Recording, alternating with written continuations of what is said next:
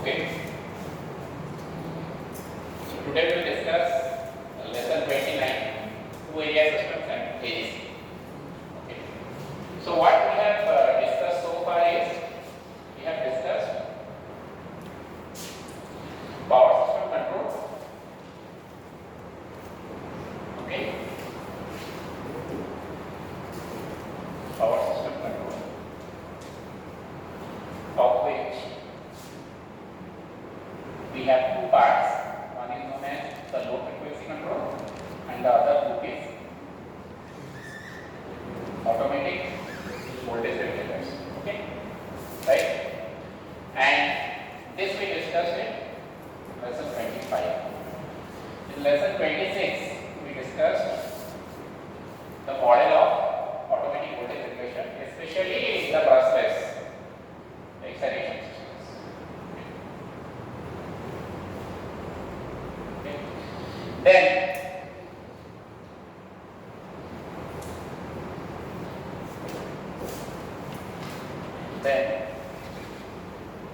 in ALFC we covered ALFC in lesson 28 and 29. Yes, 27 and 28 we have covered ALFC, where we developed, okay, you can say control model for ALFC and found out the static and dynamic response. Okay. We also saw that the static response or the error can be reduced by using a secondary loop known as the integral control, right? We discussed integral control. So this AVR loop has a primary loop and has a secondary loop. Okay. So what is the secondary loop? This is basically an integral controller. Okay. So as to make the steady state error zero. So in this case, what is the error? Error in the frequency. Our requirement is 50 Hz frequency. So after change of load, the final frequency should also be 50 Hz. 49.9 load 2, it should be 50 Hz. Zero steady state error. Okay. So today what we are going to see, now this whatever we have seen for this primary and secondary loop, this is for single area. Okay, this is for single area. Only one generator type. Right? So today we will see how this can be interconnected for a two area system. How this can be interconnected for a two area system. Okay. Clear? Okay. So what is a two area system? Now many people have done their PhD for this low frequency control of the two area systems. So early 2000s and maybe early 2010, 12, 13. Even now also some people are working on the frequency control of the two area systems, where they name it as automatic emission control. Okay, their test system is mostly a two area system because it's a simple system. Okay, and they apply various techniques, ML algorithms. Nowadays they are applying ML algorithms for frequency control. Okay. So what exactly is a two-area system? So this is basically two control areas. How we distinguish control area? By frequency, right? So one control area means one frequency. Our country is how many control areas? One. We have one nation, one grid, one frequency. But we develop it into several regional levels like RLDC, SLDC, like that. Okay. But they are all interconnected and the frequency is 50 Hz. So they are interconnected via the relatively weak tie line. Why it is weak tie line? Weak tie line means the line does not have much control over the frequency. it is the generators or the areas, they dictate the frequency of the whole system, not the transmission line that is connecting them. Okay. Suppose we have a transmission line between two areas, say our Odisha state and Jharkhand state, that's the transmission line. Okay. So the SLDCs of both the states will decide the frequency. Not that somebody connects a PV or wind power into the line and they will decide what is the frequency. No. So that's why they are weak systems, they are weak timings. We are earlier made assumption that control area is characterized by same frequency probe. I was already written there. So what is a control area? Same frequency probe. Thus the area network is rigid or strong with delta denoting the frequency deviation. So here this delta F denotes the frequency deviation. Having interconnected the two areas with weak tie line, we can represent the frequency deviations by the two areas by delta F1 and delta F2. Okay, so we can connect these two areas by, we have frequency deviations in the two areas, delta F1, delta F2. Okay, so how ensuring or connecting these two areas will ensure that both are zero and they operate at the same frequency. In normal operation, what is the power in the tie line? That is the power angle equation, which is V1 V2 by x sin delta. Okay. What is delta? As I discussed in the very first module, power transfer between two areas can happen only when there is a difference in the load angle, not voltage magnitude. Difference in voltage magnitude results in reactive power flow, not real power flow. For real power flow, there should be a difference between the load angles. Okay. So this is the load angle. Okay. For small deviation in the angles, tie power changes by, so we differentiate it. Okay. Sin is cos and then this difference. Okay. Just a difference of that. dp by d delta. Okay. When we have already modeled the single area system. When we want to model the two area systems, we have got two single area systems connected by a tie line. So we need a model for the tie line, a control model. So tie line is transferring the power. Therefore, tie line power is given by this one. Okay. Why cos? Because it is transferring the change in power, dp by d, which we derived. So frequency deviation is related to this change. Okay. So what is frequency deviation? Frequency deviation is given by delta is equal to what?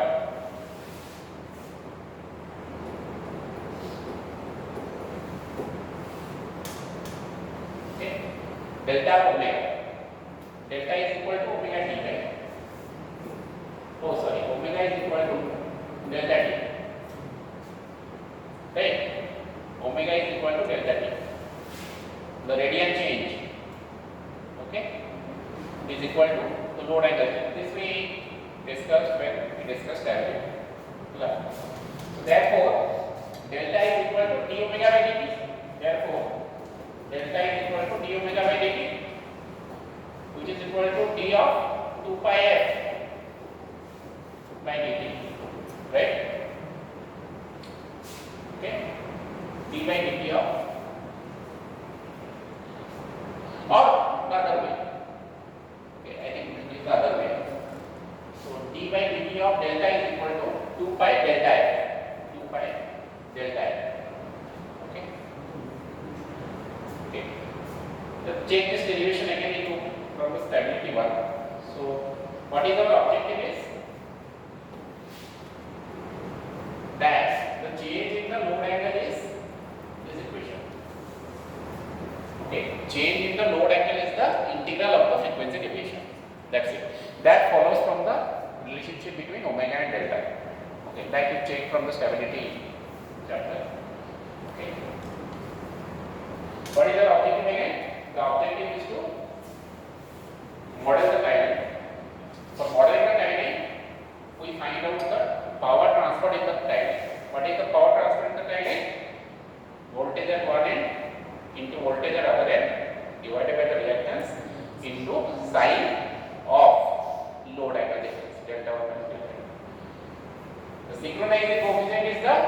derivative of that, which is this remains same, the sign becomes cos. Okay. And then from this derivation we found out that this deviation in delta is an integral of frequency. Therefore, the change in power is given by this. Write down these two equations. Therefore, the change in power is given by the difference of the frequency integrals in the two areas. The difference of the frequency integrals in the two areas. Okay. So this is our delta P12 is the power transfer in the time. Delta P12 is the, what is delta P12? This is this one. This one is the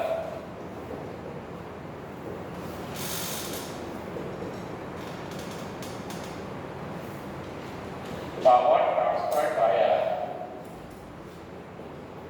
the tie line.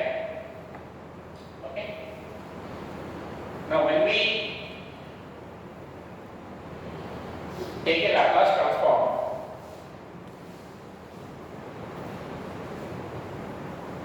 our objective function. The objective was we had already modeled the single areas. We have got the models of the two areas which are connected by a transmission line known as the tie line. We needed to model the tie line. How can we model the tie line? The purpose of the tie line is to only transfer the power. It's a weak line. Its purpose is only to transfer power, nothing else. So therefore, if we can find one expression for the power transfer in the tie line, we have a model for the tie line, which is this. Now when you take a Laplace transform of this, you know that integral Laplace transform you take is divided by s. Therefore, it is delta f1 s by s, delta f2 s by s. Integral differential का मतलब ये multiply s, right? Laplace transform. But when you do the Laplace transform for integral, it is divided by s. Okay. Write down this. Therefore, in the s domain, the power transfer is given by 2 pi t0 by s delta f1s minus delta f2s. Correct?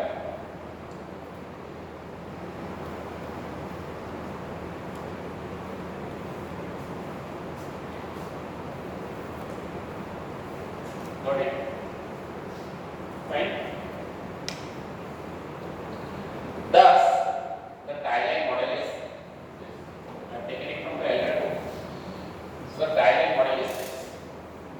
So this is the tie line which draw this, which connects area 1 having frequency delta f1, frequency deviation delta f1, area 2 having frequency deviation delta f2, which is flowing through the, because of the frequency deviation, there is a power flow between the two lines, which is 2 pi t0 into 1 by s. Okay, what is 20? T0? T0 is the synchronizing coefficient of the tie line. What is the meaning of the synchronizing coefficients? dp by d delta. That means how the tie line makes changes in the power flow with respect to change in the load angle. Okay, so by means of the synchronizing coefficient of the tie line, we model the tie line. So this is the tie line. So once we know the tie line, we can now develop the model of the two area system, which is a classical two area system model introduced in the earlier book. Okay, so this is that model. Okay, so have a look.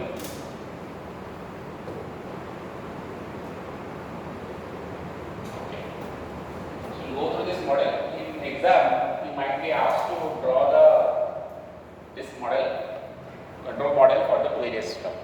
The 4 mark questions can be asked. You have to draw this model. Okay. So what exactly you are doing in this model? You see that this part and this part are exactly same for the two area system, single area system. Okay. So we'll revise. I told you there are 2 rules in case of a KLX model, primary or secondary. So this is the secondary.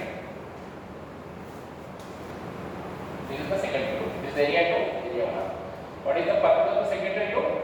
To make the integral error to be 0 or the steady state frequency error to be 0.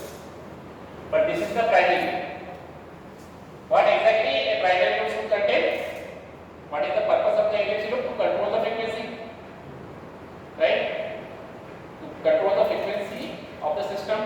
So for that, what we need? How we control the frequency? By injecting power into the grid, either positive or negative. That means, if there is a load increase, we need to put power into the grid. If there is a load decrease, we need to reduce power from the alternator. Therefore, one model is that of the turbine. One is the turbine model, which exactly provides the power. The other model is governor model. Governor is the controller which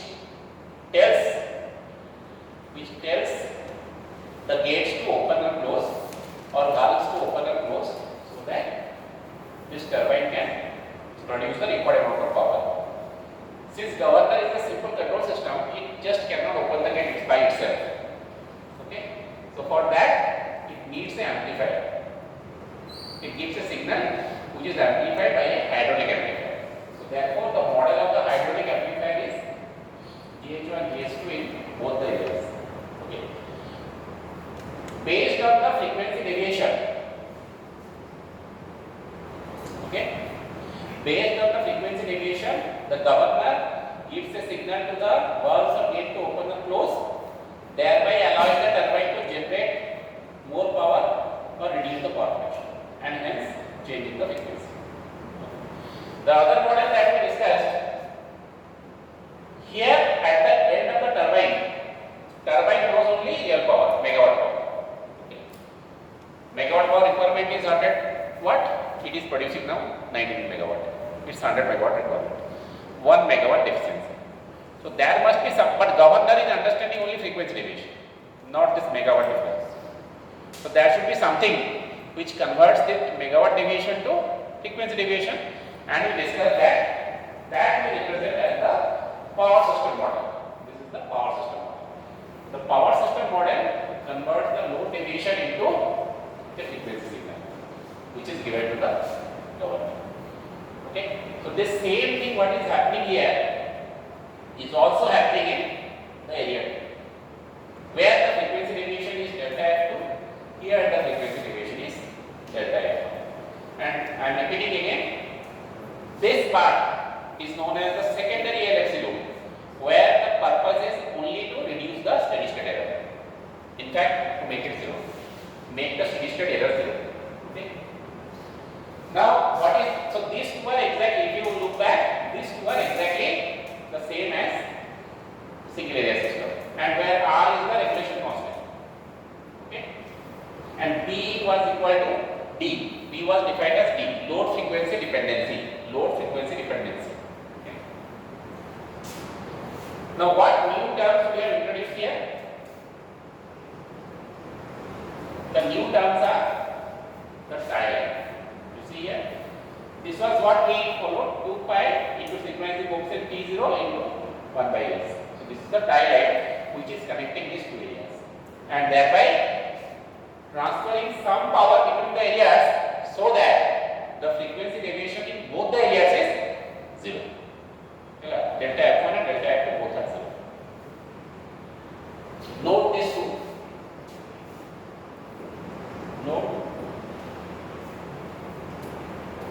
Note that in the first area, this term is known as the area control error. In the second area, the same term is given by delta P21 plus P2 into F2. Okay.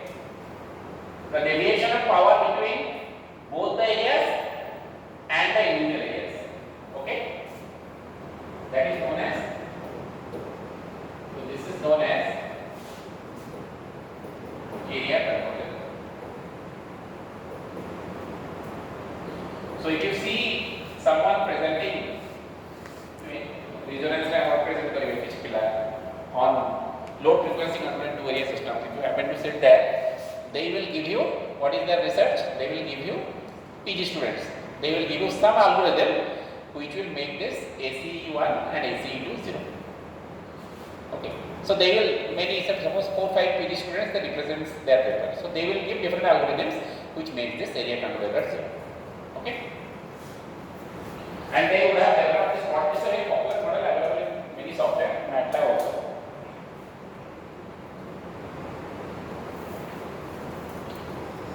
So what is the static response of single area system? Delta F. Delta F is the static response. Eventually, what is the change in frequency? Okay. So delta F is equal to, should be equal to 0. That's the idea. Change in frequency should be equal to 0. 50 Hz is 50 Hz, no change. Before load increase it was 50 Hz. After load increase, after opening the gates, allow for more water and steam, frequency should be 50 Hz. Okay, that should be 0. What about the area control error in two area system? Okay, or static response. Consider the response of the two area system is fixed speed change equation, reference power is 0. Suppose change in load in area 1 is M1 and change of load in area 2 is M2. Okay. The objective is to find the static frequency change delta M0 of the two area systems and what is the power flow between the tie line so as to make this load speed. Okay. We have two load increases. Single area case we consider the load increase only one area, but here we are considering there are two load changes, M1 and M2. If you see the numerical property for single area, there is the load change of M only. Here it is M1 and M2. Okay. Since incremental increase in turbine dynamics in the static case is determined by static loop gains, so we have got change in the power in different areas. In area 1, in area 2. Turbine power increase in area 1, turbine power increase in area 2 is dependent on the frequency regulation constant R1 and R, or for single area it is R. Okay. So by adding the power at the summing junctions in the two area block diagram, we get this. Okay. See what is D is same as B. Is there in the diagram? B is the same. Okay. Okay. And thereafter, after derivation, we get this is the static error. Okay. So in the exam, if the regulation constant beta 1 and beta 2 is given for both the areas and M1 and M2 are given, you can easily find out the change in frequency. 4 mark question might be asked. Okay. Similarly, the power gain is given by this beta. You should write down this too. Okay. But what about beta 1, beta 2? How are you going to calculate beta 1 and beta 2? By using these two formulas. Okay. Note that these two formulas will be utilized for solving the frequencies. Okay. And suppose only in one area the load change happens. So in that case, you can simplify it to be as follows. Okay. To check it, note it that this will be asked in the exam.